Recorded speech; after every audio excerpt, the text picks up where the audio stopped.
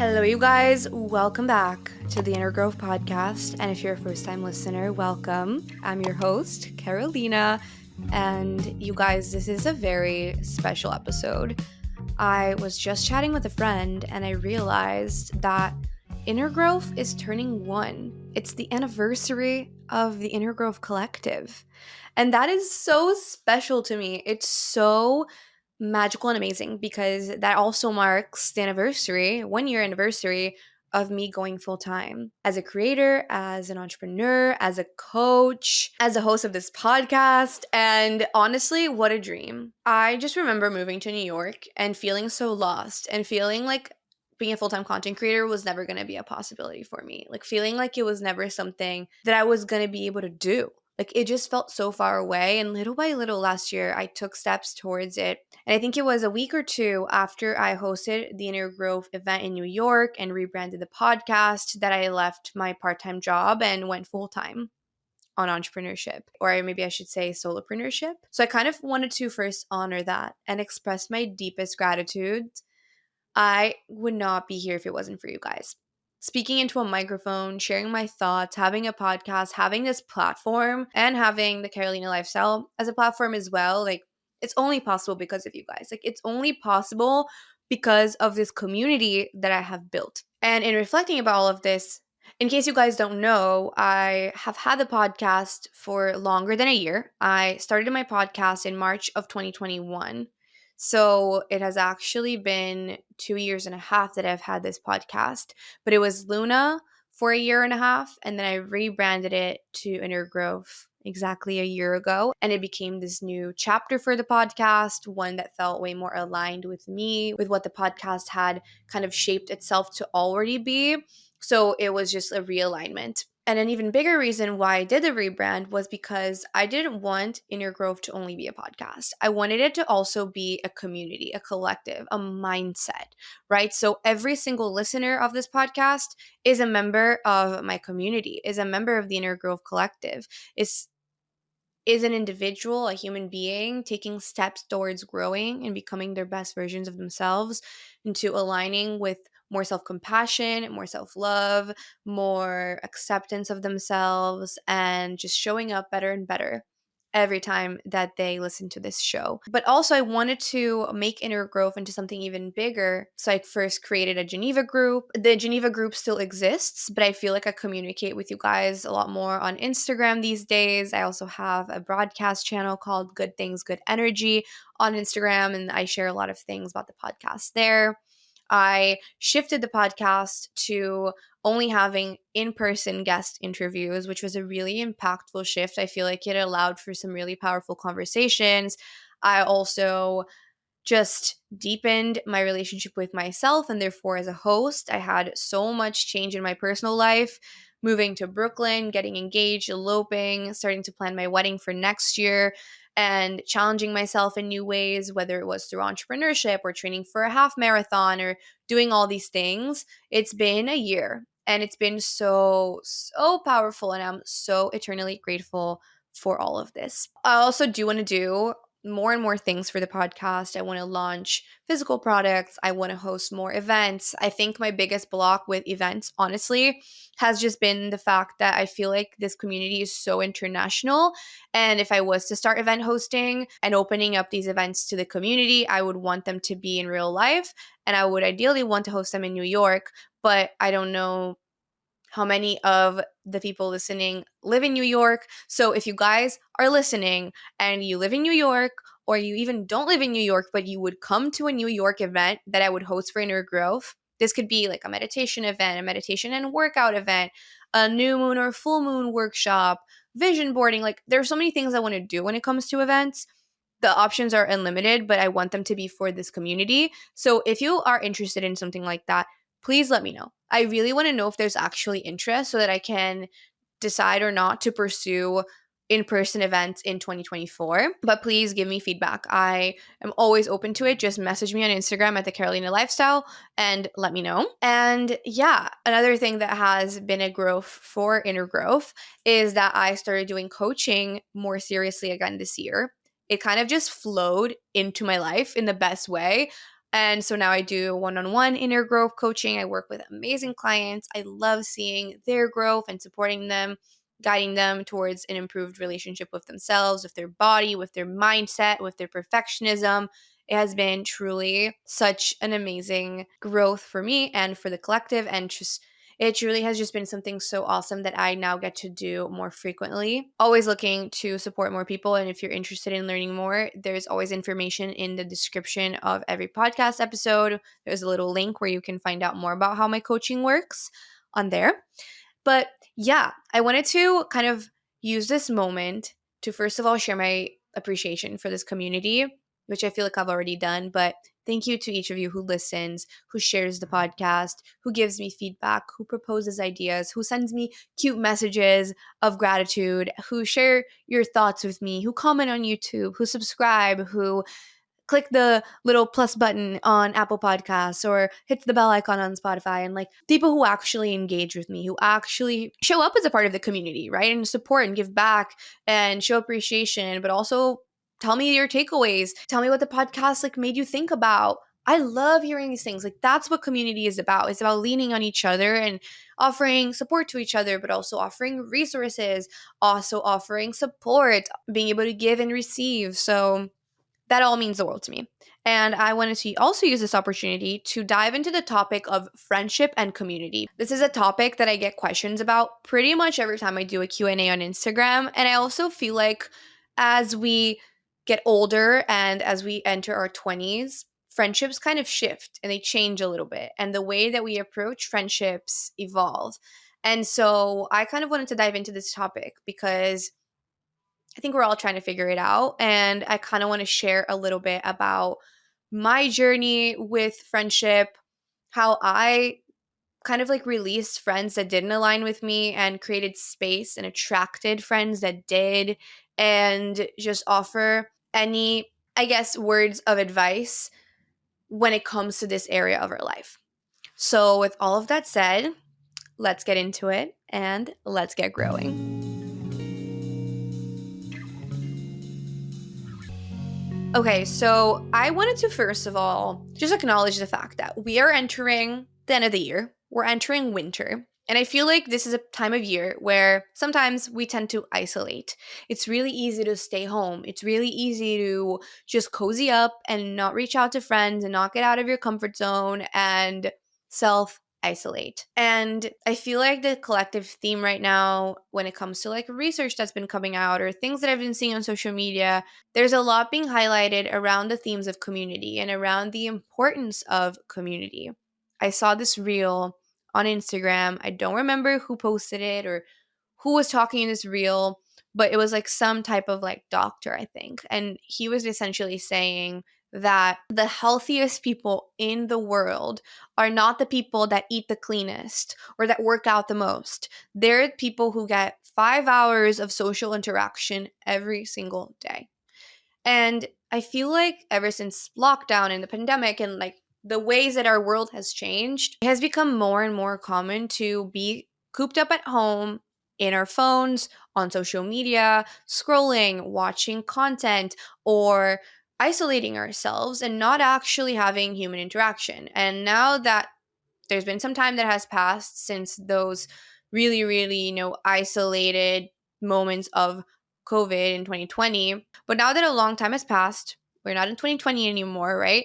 There has been a collective, I think, desire and search for community and for in-person interactions. And so I wanted to first of all acknowledge the fact that it is winter and we're more likely to start isolating, and to tell you to not do that, to tell you to be mindful of self-isolation, first of all, because in July and August, I've talked about this in other episodes. If you guys haven't listened to those solos, you probably don't know what I'm talking about. But for those of you who have, sorry, I'm going to be repeating myself really quickly. But I spent a lot of time alone in the summer, like way too much time alone. My best friend was traveling for the whole of the summer for like 3-4 months. My other best friend moved across the country. Pedro started an office job where he goes into the office 4 times a week. And I also didn't have any major things I was focusing on. So many people travel and are gone from New York in the summer. A lot of my friends would be gone on the weekends.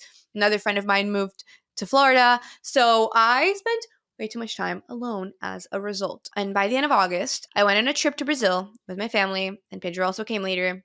We went to this wedding, and I would just start crying out of nowhere. Like, I was so, so sad, and I didn't know why. Like, I genuinely didn't know why I was so sad until I had a moment, a deep awareness. Like, when I stopped trying to figure out why, I just had this moment where I was by myself one day, and I just realized that I was spending way too much time alone. I did not have community around me. I did not have friends. I did not have coworkers that I was seeing regularly. And I was just in a monotonous routine by myself day in, day out.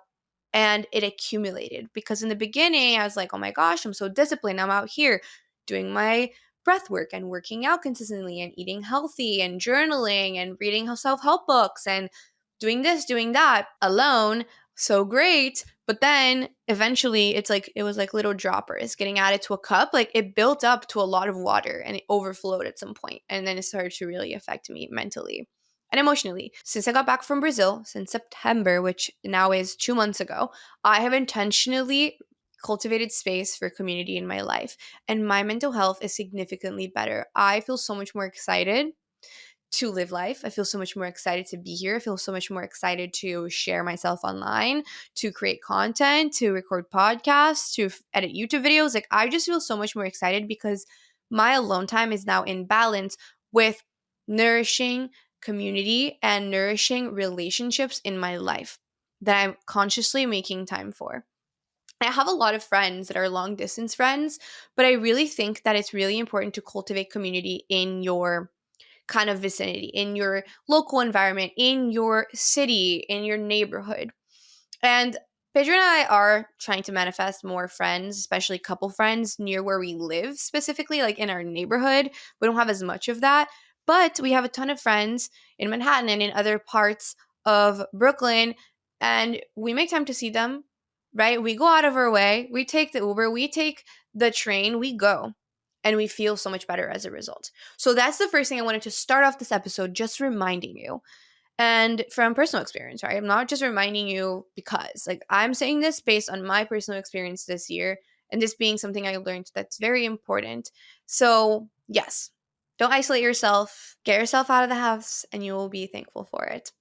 Now, the second thing is I want to dive into friendships overall, how my personal relationship with friendships has changed over time, just also like kind of get vulnerable about like how I used to feel growing up when it comes to friends in college, and then kind of how I shifted my mindset around it and my approach and manifested really powerful friends. And now I feel so blessed to say I have like also like a lot of friends, like a lot of people I appreciate and admire and love and who feel really loving and caring to me as well. So let's dive into that. Basically, I wanted to start out from the beginning because I've never been someone who has a friend group. I've never been someone who grew up with so many friends.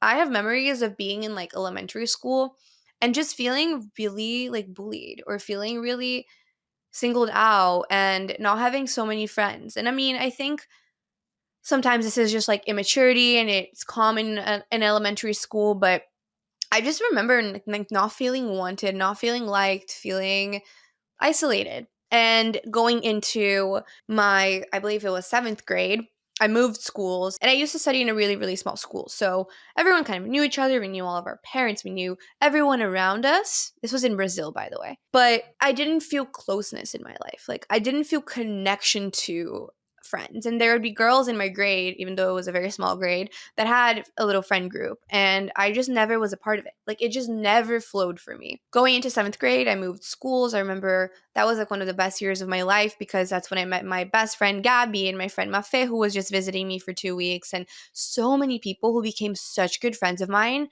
And I was only in that school for a year because after that I moved to the US. And I just formed such powerful friendships that year and then moved countries. And so when I moved to the US, that's when things got like really rough because I moved to the Midwest. No one was Latino there. I had a thick accent. I was in my awkward phase. I had like little tiny glasses and soon got braces, and I had to like take out a tooth in like the front of my like I guess mouth because it was like a baby tooth. So I had to like extract it. So I had like a hole in my mouth for like a year or a year and a half and had braces on top of that. And I was just awkward. And it's fine. Like, I own it. Like, we all have our awkward phase, but mine happened a little bit later than it does for most people. So, in high school. And it was hard for me to make friends. Again, there'd be friend groups, and I always would sometimes be included, and sometimes I would be included. Sometimes they would loop me in their plans, but I knew they had a group chat without me, and I knew that I wasn't a real part of the group. And that's a really tough feeling. Given all of that, I also was really struggling with my self confidence. I wasn't the most confident person out there. Definitely struggled with that for like many, many years, especially during that phase of my life. And I think that contributed to the energy that I emanated. That said, also, like, when you're a teenager, bro, like, you are kind of awkward, right? You don't really know everything. You don't really, really know the kind of person you want to be. I think this generation, like the new generation, it's funny because like some girls look so good and they're so young, but I think it's because of social media and like the era that we live in. So I don't even know if this is still the case, though I do think there are some people that still have their awkward phases even in this day and age. But yeah, it just like was hard for me. It was tough. I felt alone. I felt excluded. I did not feel like I was part of a group. I did not have close friends. Like, I would usually, like, what ended up happening was I made like one really close friend, and it was just someone who I like could really lean on and could really count on, and who honestly has remained my friend forever. So I have one best friend from my time that I lived in Chicago, and then I moved to Florida, and then I have one really good friend from my high school who we've kind of like gotten a little distant from each other, but like we have a deep care for each other at the same time. So got really close to her, but then we went our own individual paths when it comes to college. And then in college, again, I went into college really struggling with my relationship with my body, not feeling confident. So I attracted people that like kind of matched that energy.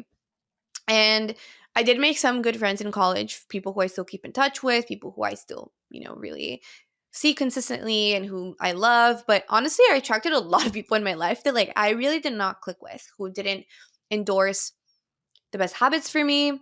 The culture in my college was just like a little intense, like very work hard, play hard in kind of a toxic way sometimes. And there was a lot of comparison and a lot of competition. And it wasn't the most collaborative environment. And I think that caused some hostility, in between people, for me at school, for me at college, like in my classes, but also in my sorority, all these things. So I have had my fair share of struggles. And I feel like a lot of the times in those moments where things felt really difficult for me when it came to friendship, there was a couple of things at play. The first is, as I've mentioned, I wasn't very confident in myself. I didn't know myself. I didn't know what I liked, what I didn't like. I didn't have boundaries. I didn't have authentic self care. I didn't accept who I was and embrace myself. And I didn't see myself in that way. And so inevitably, I did not attract people into my life who would give that to me as well. And so that was one thing. The second thing is that what always came up for me was feeling excluded and left out. And I had this victim mentality of people are always in friend groups. Like, why am I not part of a friend group? And I resisted that for so long. Like, I thought I needed to have a friend group. I think there's also a lot of like social media and maybe on TV and shows and movies that like really glorify and like romanticize a friend group. And I still think about this sometimes. I'm like, damn, I really wish I had a college group of girlfriends, because it would be so easy to have them all be my bridesmaids and they all already know each other. And I don't have to introduce all of my friends to each other all the time. And I used to idealize this a lot. But the reality is that sometimes in friend groups, like, you're going to be you're going to be more friends with some people in the group and not so close with other people in the group. And sometimes there are friend group dynamics that aren't the healthiest. Don't need to get into that, and I don't have personal experience with it, so I can't fully talk about it.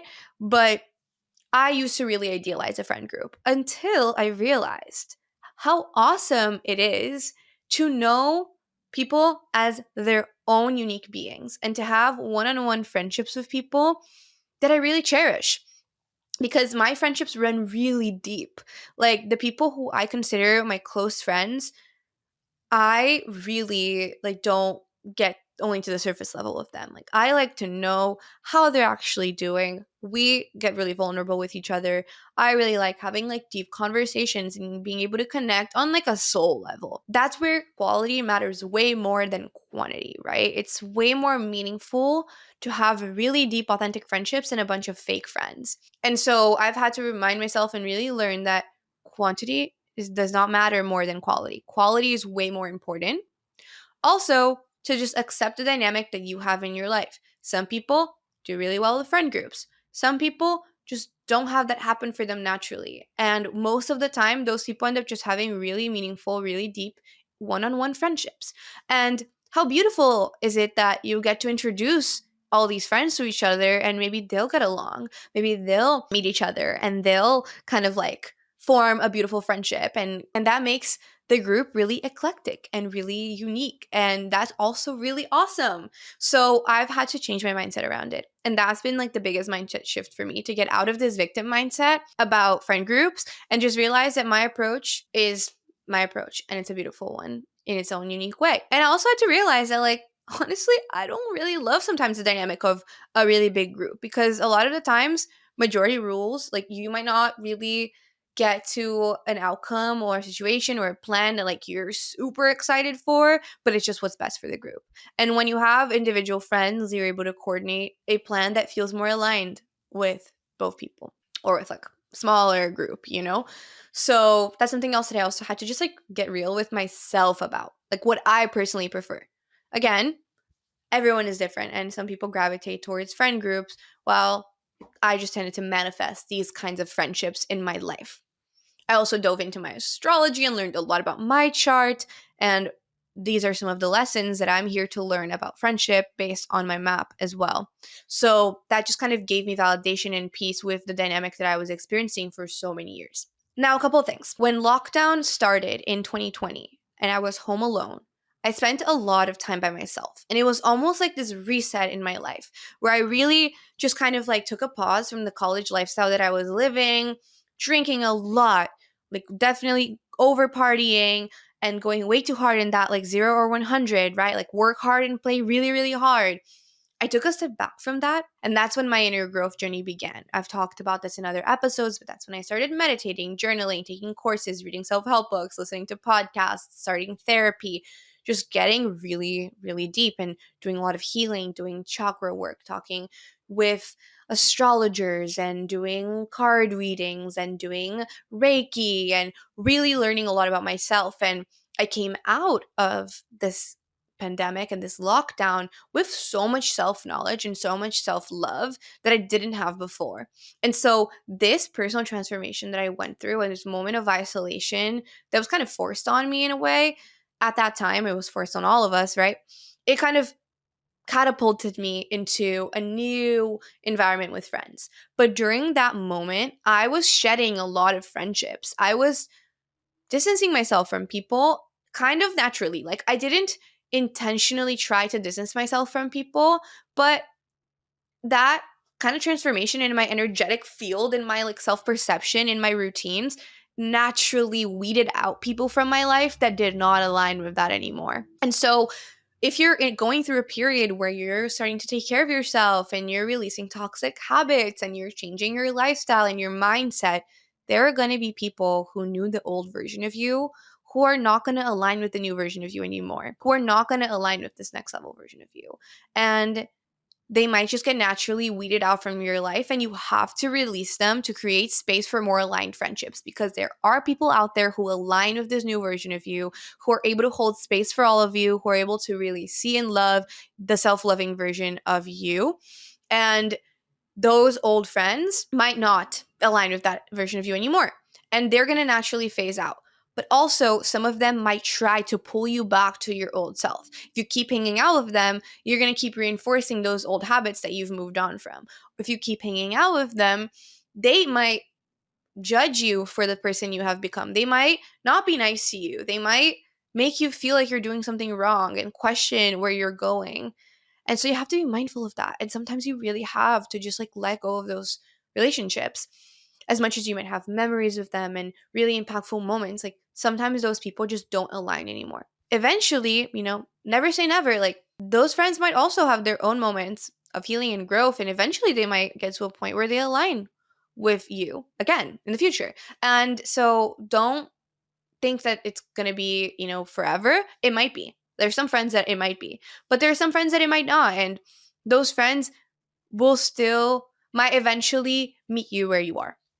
And so hold space for that moment of grief and that moment of release as well, and that letting go, and trust. Trust that in letting go of old friends that no longer align with you, you're creating space for more aligned friends, more aligned relationships, people who see you, people who make you feel good about yourself. And it's also really important to take stock, to do kind of like what is it called? Like an audit of your friendships and be like, how do my friends make me feel?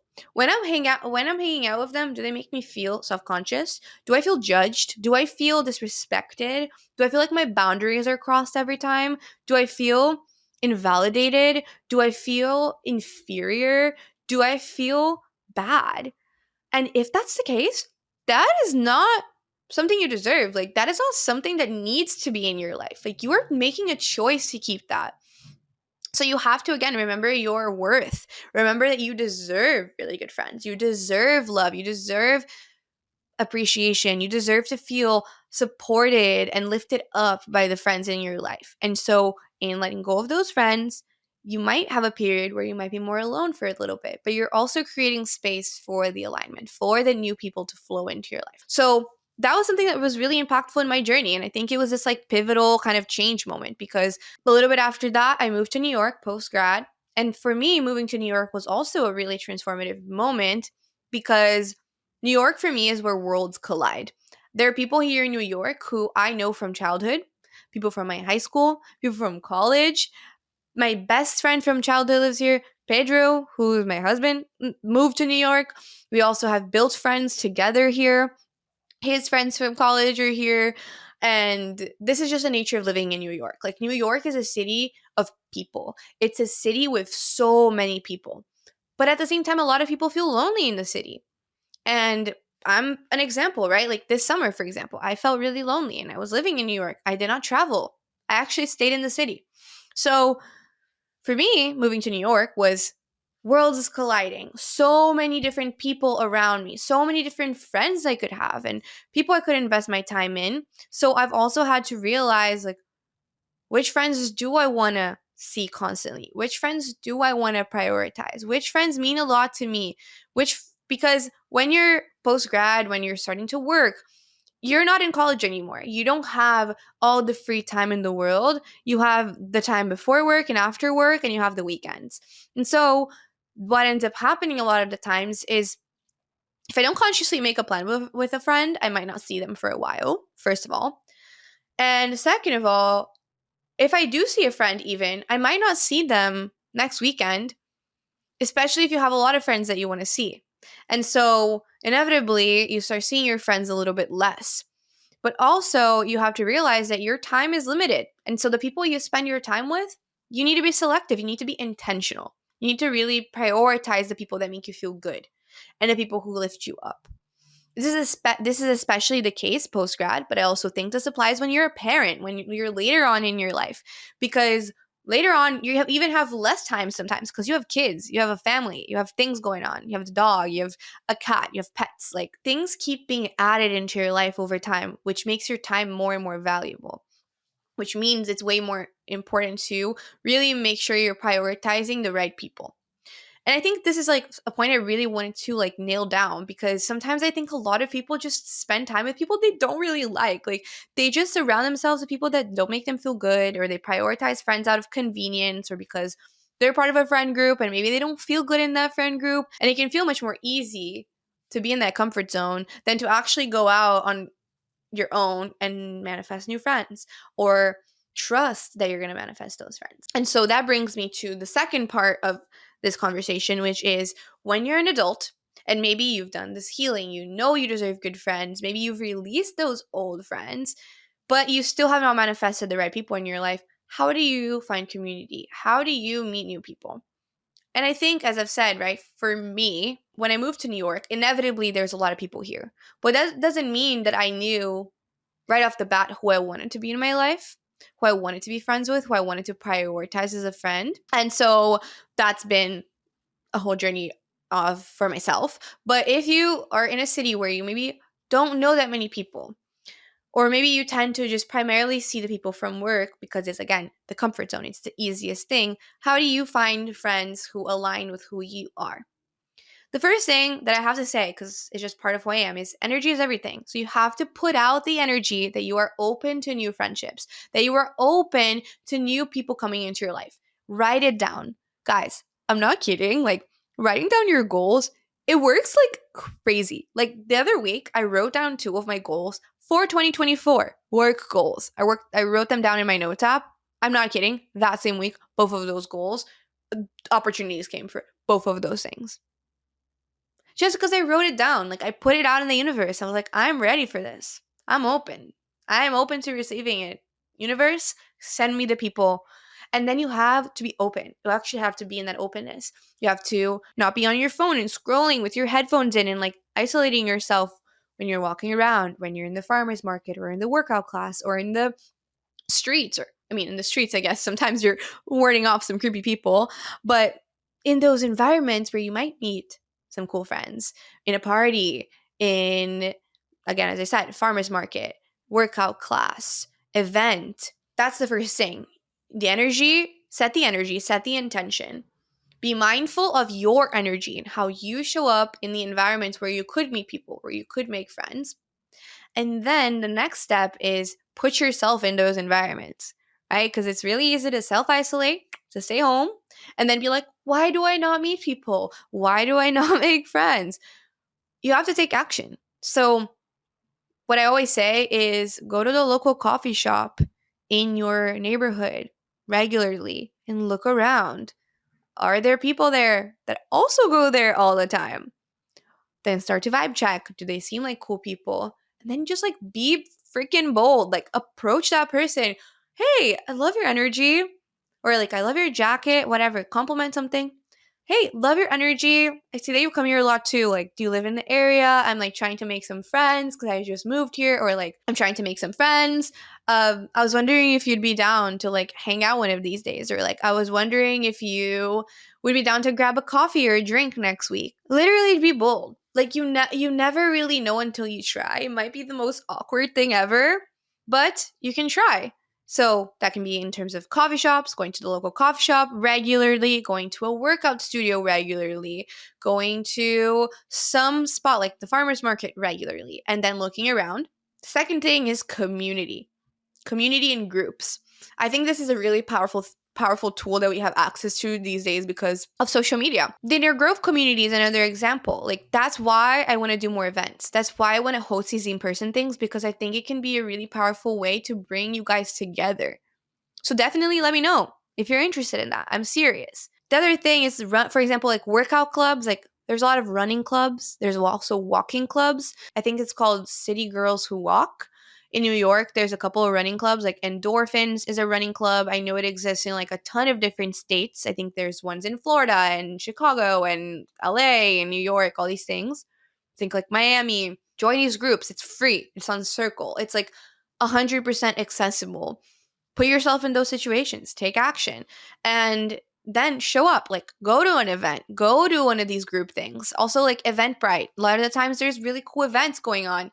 Find out about one of those events and go. Who knows? You might meet someone really cool. And sometimes it might not be free, but it can still be an opportunity, like, for example, with the workout class. Or you could, like, I don't know, try a pottery class, try a dance class, pick up a hobby, like adult hobbies. I had set the intention to do this in October, and I'm sad that I, like, actually didn't follow through, but I really want to take a dance class and just let out my inner child. So go to a dance class, go to a pottery class, go to a pasta making class, something like that, and see who you might meet. Like you might meet some cool person. And again, if you're doing that, you're taking action, you're showing up, and you're setting the energy. I want to manifest people in my life that align with this new version of me. I want to manifest really kind, really loving people in my life. And show up, you're putting yourself in the right situation. Also, if you go to house parties, birthday parties, those are good opportunities to get out of your comfort zone and go up to people. How do you know the host? How do you know the birthday girl? And see if you click with them. Because the likelihood is that you were both there because you clicked with the same person. So you might actually get along. I think that's a really awesome place to meet people. it's a situation where I've met a lot of really cool people in New York. Also, because my work really involves a lot of like networking and like socializing because it's social media, I do go to a significant amount of events, and I've met amazing people through events. Like I've met one of my best friends, Maddie, at a workout event for Cacti Wellness. We just like started talking because we walked to the event at the same time. And I complimented her sneakers. And then we just like started talking and then got coffee the week later. And here we are, more than a year later, really, really close. I'd call her one of my best friends. So go to these events, go to classes, pick up a hobby, go to the coffee shop or the farmer's market or a studio near you or a yoga class or a breathwork class. There's so many opportunities. Just think about what you like. And when you're in those environments, think about the energy and think about the energy that you're in. Because maybe you're not looking for friends. Okay, great. But if you are, be open in your energy field. Show that you're open to meeting people. Be kind, smile, compliment someone, ask them a fun question. Like, I always love asking people their zodiac signs, and like, immediately I will know if I'm going to get along with them, because if they respond negatively to that, I know that they're not really going to understand the kind of person that I am. But if they know their sun, moon, and rising, I'm like, girl, you speak my language. So you just have to put yourself in the right situations. Another example, I went to the FitFlop store because I needed to shoot content for a brand deal with them. And one of the girls who was there, who worked with the agency that like was representing FitFlop, like I was quickly chatting with her. It was very, very brief. I thought she was cool. I was like walking out of the store, about to go on with my day. She like comes running out and she was like, "Wait, this is kind of random, but like loved your energy. I loved what we talked about. Would you be down to like get a drink next week or like at dinner?" And so we got each other's number and also call her one of my great friends. Like I love her. So I think it's just, you have to be a little bold, but you also have to take action and you have to be mindful of your energy and take a risk. Like approach that person, take a bet. And especially if you vibe check, like especially if you think the person is cool, like honestly, you can't really lose anything. If they say no, sucks for them, but it's bold to try and it's worth it, because what if they turn out to be one of your best friends? You never really know. And the last thing that I wanted to mention about friendships, which is not necessarily about making friends, but it's about your mindset, and it's something that I've really had to learn, is that there are different kinds of friends. There are people who are your OGs. They're your number ones. They're your biggest cheerleaders. There are people who have the deepest connection with. Doesn't matter if you live in different cities, if you spend worlds apart. When you see each other, you pick up right where you left off. Those are your people. Like, that's one kind of friend. But not every friend is going to be like that. You might have like one friend like that. And that's enough, because that friend type of friendship is so deep. Then you're going to have work friends. Then you're going to have your friends that are only there for the good times. Like there are some people that honestly, like if you were really going through it, they would not be there for you. And you just have to be honest with yourself about who those people are. If you want to have a good time, if you want to, reach out to them to, because they're going to lift you up, like great, lean into them in the good times, but don't expect the same things from them that you would expect from your OGs or that you would expect from your close friends. Then there's going to be the other people who are like soul friendships. Like they're just deep connections. Like they're just people who just get you, right? Those are the people you would go to when you're having a tough time.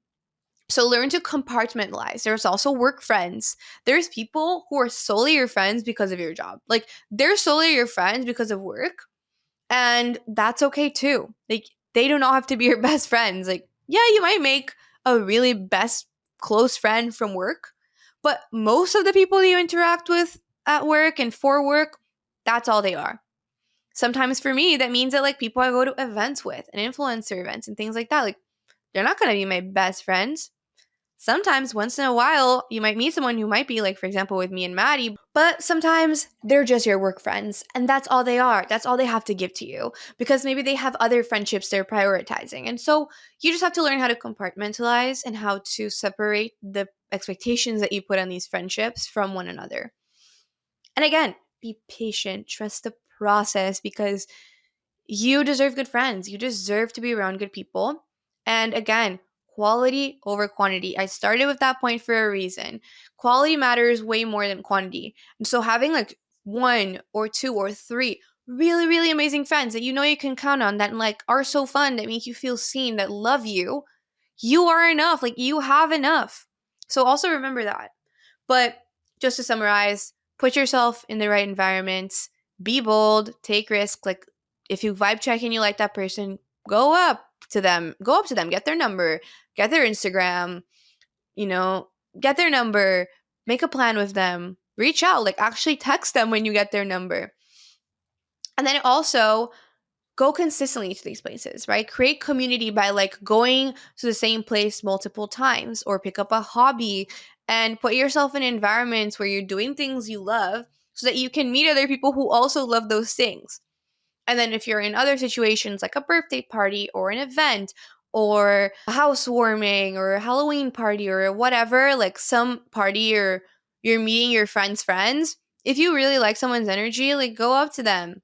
And maybe that will be a good way to also make community. And then last but not least, lean into these online resources like running clubs, walking clubs like City Girls Who Walk, as I mentioned, or Endorphins Running Club. There's also clubs for other interests. And that could be a really interesting way of meeting someone who lives in your city. So, yeah, I really went off on a ramble of this. I was not expecting this episode to be long. I have no idea for how long I've been recording, but I feel like it's been a while. If this episode helped you, definitely let me know. Share it on your story and tag innergrowth.co, or send me a DM and tell me if you liked it. Send it to a friend who you think might like it. And other ways to support the show: subscribing on YouTube, hitting the plus button on Apple if you listen on Apple, or the bell icon on Spotify if you're a Spotify girly, so that you can be notified of new episodes. And whenever there are sponsors, checking out the sponsors. And yeah, I love you guys. Thank you so much for a year of inner growth. Here's to many, many more. Let me know if you're interested in events. I'll definitely keep that in mind for next year. I'm sending you a big, big hug. So much love. I'm like about to start crying. I love you guys. Thank you so much. I will see you next week and hope you have a great day.